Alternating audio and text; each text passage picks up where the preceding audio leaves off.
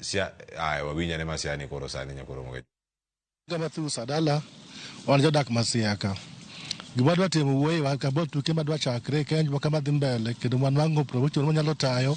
wabedo gumor malasha inya kaba wanyalo bet madwa bago tuke mag chan mad chakre machiegni kendo wadwa ko jesa yero kamano ikruok ma wan go tarino kanitie kendo ikruok nitie pap nitie kendo jotugo bende wan kodo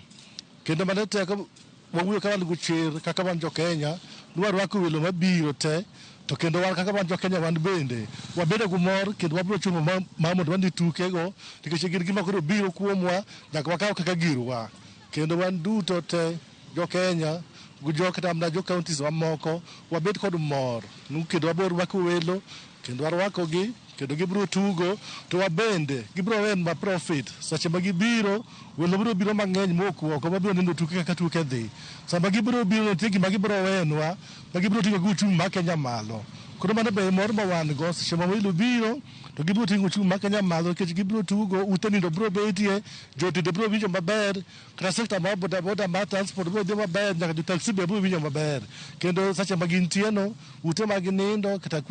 kuonde mag chiemo bro jok ma dio bro beto maber koro mi wan warwako tuke mondo bedie kata ka achiel gik mamoko bende madu bedie mondo gik moko to obed maber. Gi nyinga iluonga ni Eric Ogola an jadak Siaya kendo rawera Siaya. Adwa wuoyo matin about tugo mar CHAN en tugo molosi gi African Cup of Nations. Tituge bit sani nok miwago ni wanyalo hoste between East Africa maen between Tanzania, Kenya kod Uganda. To bati ber nikech omiwa wan jo Kenya modhi host African Cup of Nations. Kuom mano ikruok osebedo makende nyocha waneno CS marwa mar Murkomen ka odhi e paw Nyayo kendo bang'e no to golo pache kowacho ni ikruok osebedo moromo. Wan gi pap miluongo ni Nyayo Stadium ma ting'o ji 60,000 to wan gi jotugo moikore maber ne tugoni.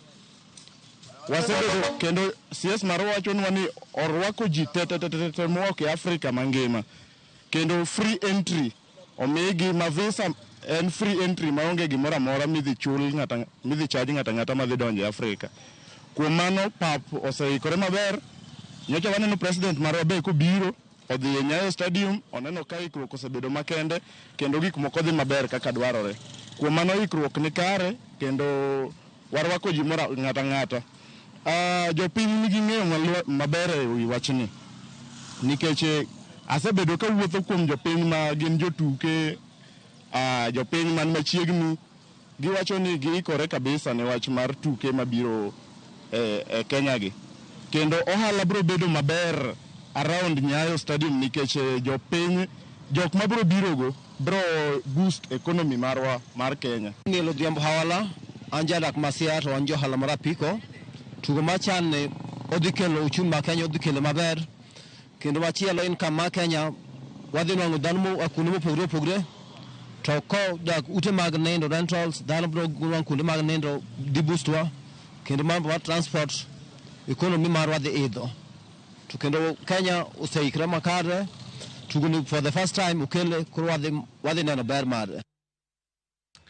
Nyakoro mogo jwangira gi kacha